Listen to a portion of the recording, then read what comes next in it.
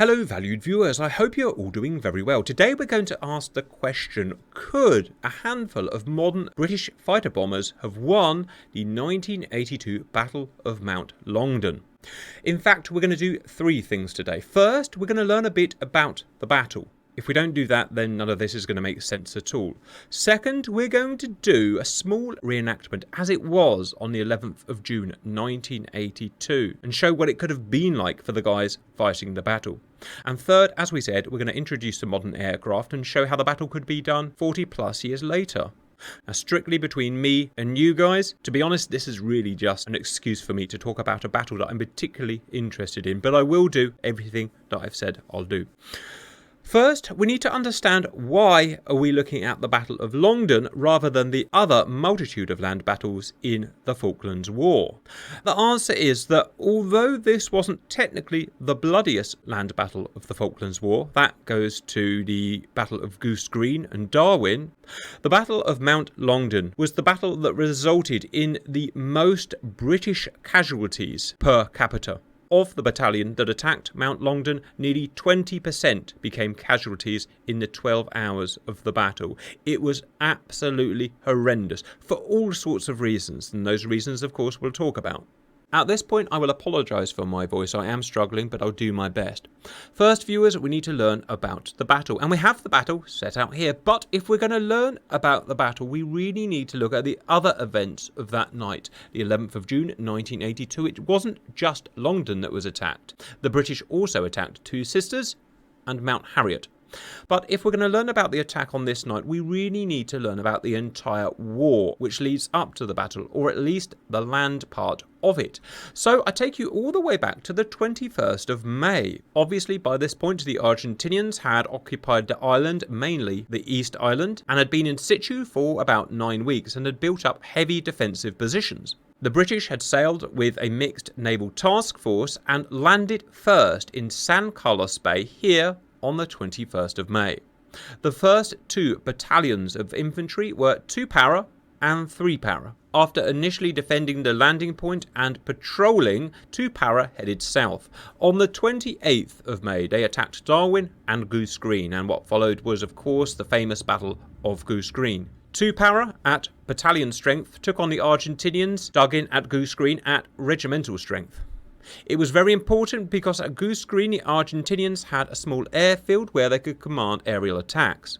The British could call on Harrier bombers and helicopters, whereas the Argentinians could call on Coin aircraft from their Goose Green airfield. The battle of course resulted in 2 para overrunning the position. This of course is a fascinating battle, and I would love to do a more detailed video on it if you guys would be interested. After the battle, 2 para consolidated and were flown by helicopter east to Bluff Cove, after which they patrolled northwest and by the 11th of June were in position to assist on the Mount Longdon and Wireless Ridge attack. Next, 3 para.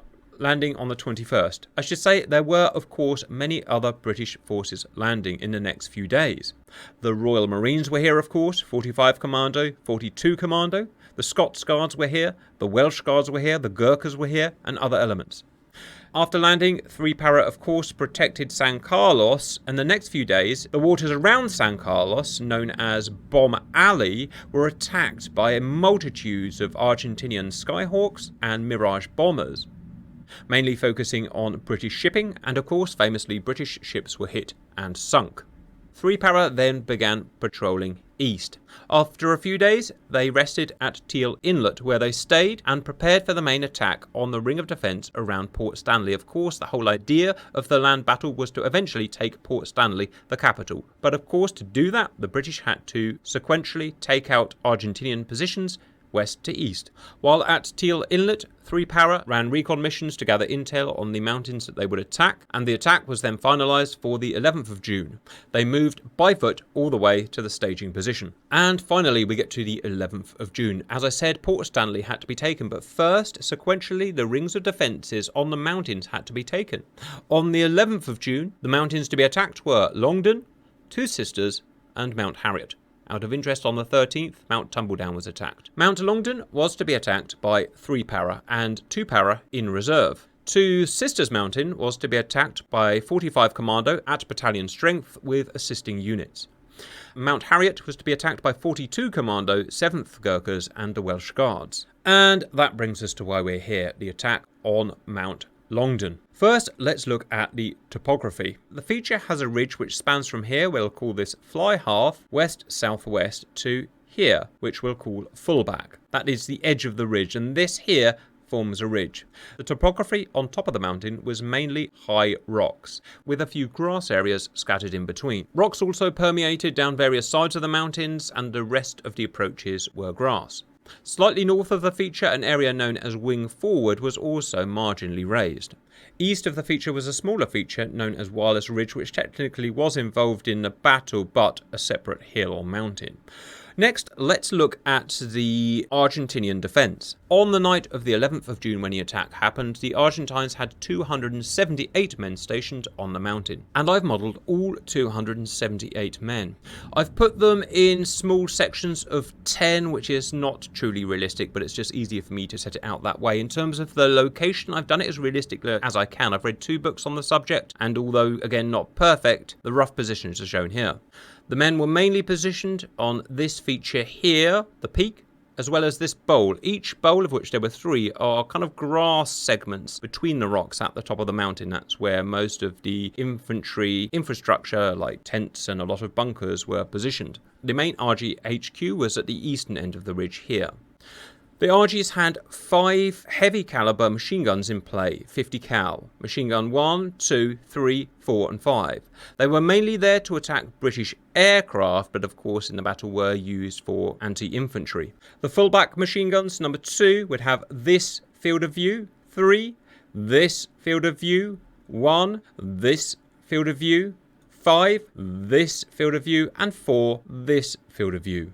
As well as that, they could call on immediate artillery. On the eastern slope, they had numerous mortar positions, and they had a 105mm recoilless rifle, which killed at least 3 British infantry. Now, I've not fully understood whether that was positioned here or Wireless Ridge. I've read 2 reports stating that either could be true, but I think it was at Wireless Ridge. And finally, the Argentinians had minefields. I've shown the rough positions here, here, here, and here, and of course they had a play in the battle. Then on to the main attack by 3 para. They were split into 4 companies, each around 100 men. A company, B company, C company, and B support company. B company would be responsible for assaulting the western side of the feature. Their first task was to secure fly half here, then push on to fullback here. If that went well, they would then push on to the next feature, Wireless Ridge. A and C company would flank north and first take wing forward here and act as a supporting role. I've never fully understand why so many were sent to wing forward, and in my view that had a large effect on the outcome of the battle. The main attacking force, B company, was split into 3 platoons, 4 platoon, 5 platoon and 6 platoon. 4 platoon would approach up the north approaches of the feature, 5 platoon the same but higher up, and 6 platoon straight up the side of the feature into the rocks. B company support would be sometime behind them. At this point, I would like to take a look at the preparedness of either side and how that would have played a part in the battle. So for the Argentinians, the majority of the men were actually conscripts. They were relatively lowly trained as compared to the officers. There were historical reports of the conscripts being treated inhumanely with episodes of torture, punishment and starvation, but on the whole, through the night, they fought admirably and very ferociously. The British were extremely highly trained. The tenacity of the parachute regiment was well known. But one thing that surprised me was the age of the troops. Legally, Britain at the time and still now could not send troops into frontline combat below the ages of 18. But on the night, 2 of the men that died were actually technically 17-year-old boys, and more were wounded. As well as that, none of these troops had any type of armour or protection. Their helmets were light fiberglass units with almost no ballistic protection. Their clothes were hand-me-downs and completely insufficient for the bad weather. We have to remember that June was the middle of winter for the Falklands. Temperatures on the night were minus 11 degrees centigrade and could drop to minus 20, so freezing was a real problem for the troops.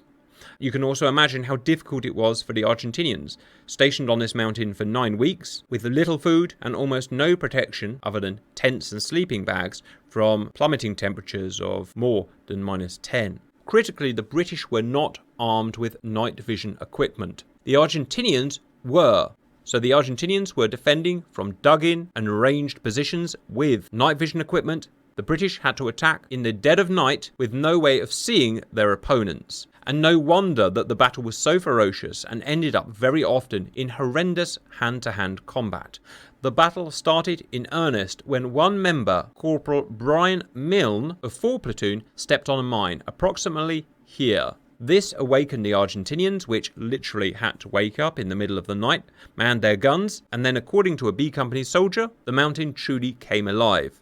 4, 5 and 6 Platoon were strafed with machine gun, rifle and mortar fire. At this point, in the words of the soldiers, their entire plan went to hell. B Company charged the mountains and desperately tried to get into the cover of the rocks. Along the way, 5 Platoon in the chaos was split in 2 halves and did not reconsolidate until later. As B Company pushed towards Fly Half, huge losses were taken. They just couldn't see the Argentinian positions in front of them and just kept running into fortified positions and taking huge losses. With supporting fire from A Company at wing forward, B Company managed to take and hold Fly Half, but were taking huge fire from all 3 bolts as well as flank as well as fullback. Embedded in the battalion were of course forward observers. FFO Captain McCracken was in direct contact with the Fire Direction Centre throughout the battle.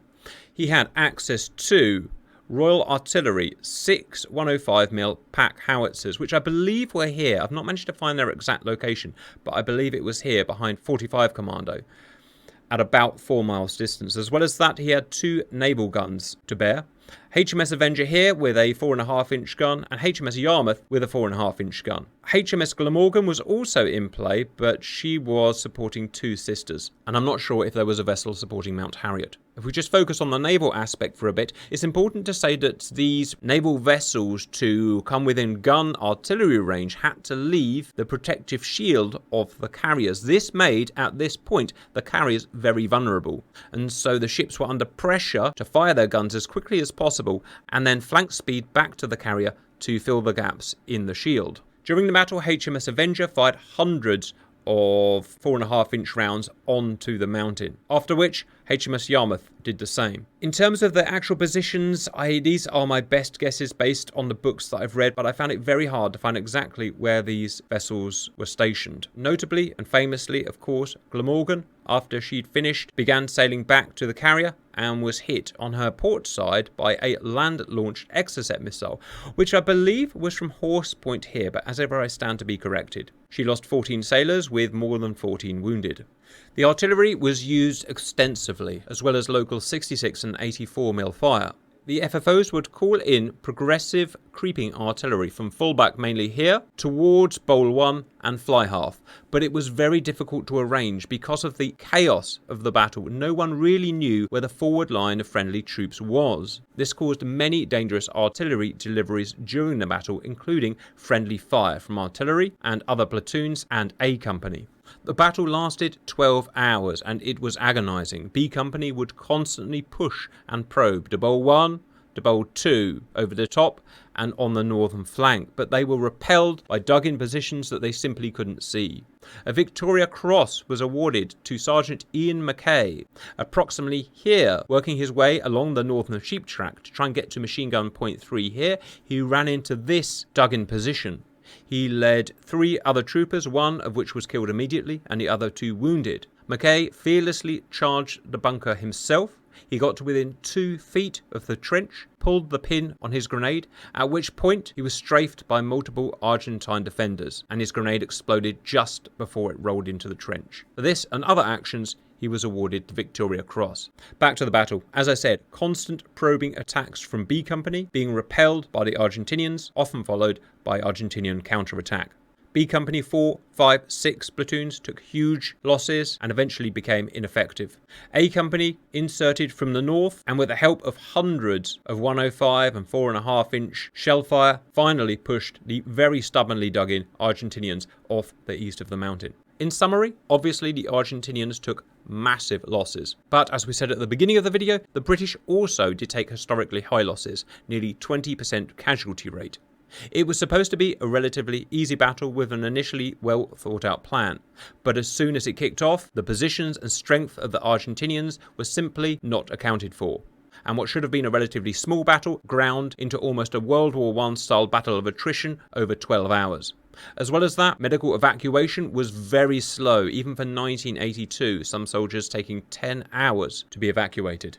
I could literally talk about this battle all day, and most of my information comes from James O'Connell's book here, which I thoroughly recommend. Most of the wording is direct quote from the soldiers and gives you a perfect representation of the horrendous fighting conditions on Longdon.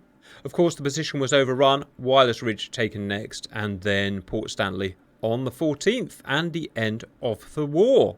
Next, I would like to take you just for a couple of minutes in the footsteps of B Company's 5 Platoon as they start their approaches on the western side of Mount Longdon.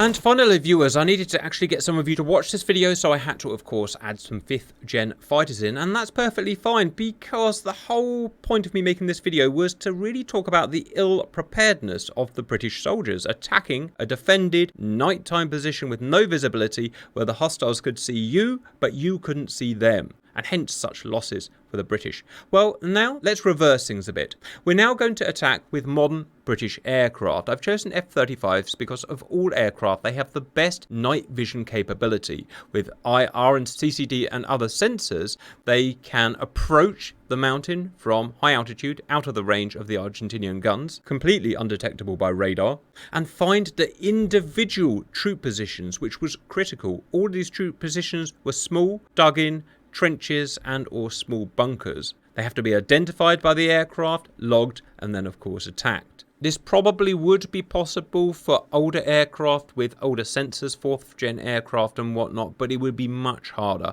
and it certainly wouldn't have been able to be done by aircraft of the time in 1982. We need absolute precision strike and the ability to define friend from foe. So 40 miles to the northwest we have an aircraft carrier, and on board we have just 3 F-35Bs, each equipped with not particularly modern weapons because the weapons aren't what's needed. What's needed is the sensors in the aircraft to find the dynamic troop positions. So they're just carrying 8 1,000-pound bombs and a couple of self-defense weapons. The actual battle took over 12 hours. Let's see how long it takes now.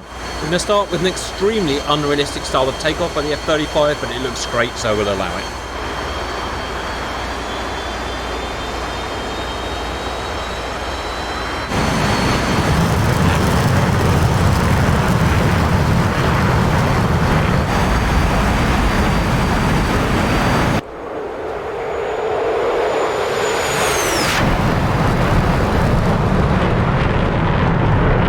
Right, local time is 21:41. Let's speed forward because we can. At this point, from a range of about 10 miles, the F-35 can use its advanced sensors to home in on the mountain. Oh, there you go, he's found an Argentinian position. Find out exactly where the Argentinians are hidden, and then deploy whichever weapon he wants. That is Port Stanley, and presumably on the night it would have been completely dark, but interestingly, a lot of the conscripts reported when captured that their commanding officers, rather than being on the mountain, were actually spending the night at Port Stanley, where the conditions were obviously much more pleasant. Oh, there's a bomb out! First bomb out, 500-pound laser guided bomb. Doesn't even really need to be a guided bomb. And the Archies wouldn't have a clue what was happening. They would hear the distant roar of the engine and that's it.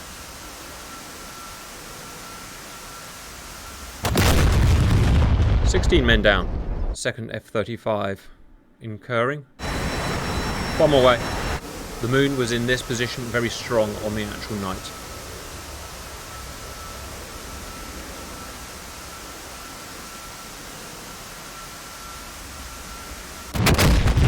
"46 men down. Another GBU out. They could use these or other weapons. And a rather strange miss. Speed up time. Another one coming in. I imagine there's some target duplication going on. 66 men down. 21:47. We are 5 or 6 minutes in now. Another miss. Look at that. Oh well. Best ignore that, viewers. And...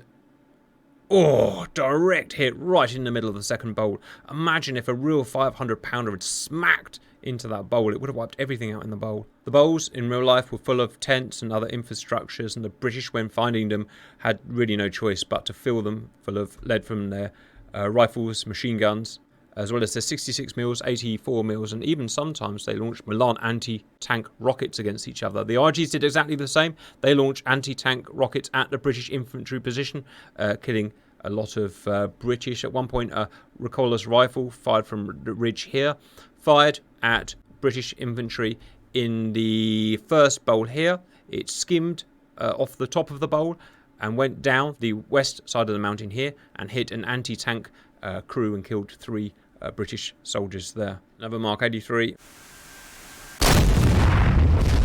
135 men down. We are 9 minutes in. Another 1,000-pounder. That's going to be a bad one. Oh no. Taking out that section. Going for fullback. Taking out that section on the rocks. And the rocks were a massive problem for the British. The Argentinians at the beginning obviously held the top of the rocks and they were very difficult to assault. They would constantly be dropping grenades down on the British as they assaulted. Shouldn't be underrated how well or fiercely the Argentinians fought as well. We are 11 minutes in. 162 troops down. 181. 193. What's that? 12 minutes in. 200 down.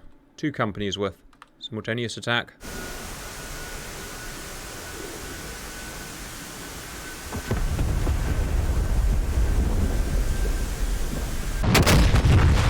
$219 men down. Right on fly half.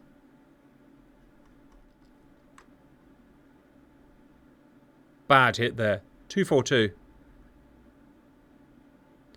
244. Right, we are a quarter of an hour into the battle and basically all of the RGs have been wiped out. Probably as you would have imagined could happen. So that's it, viewers. That's all I wanted to show, how a war could be run differently 40 years on, completely negating British losses, but using technology to find what was unfindable in 1982. I'm not sure you would have enjoyed that, but I hope you found it interesting. And bye-bye.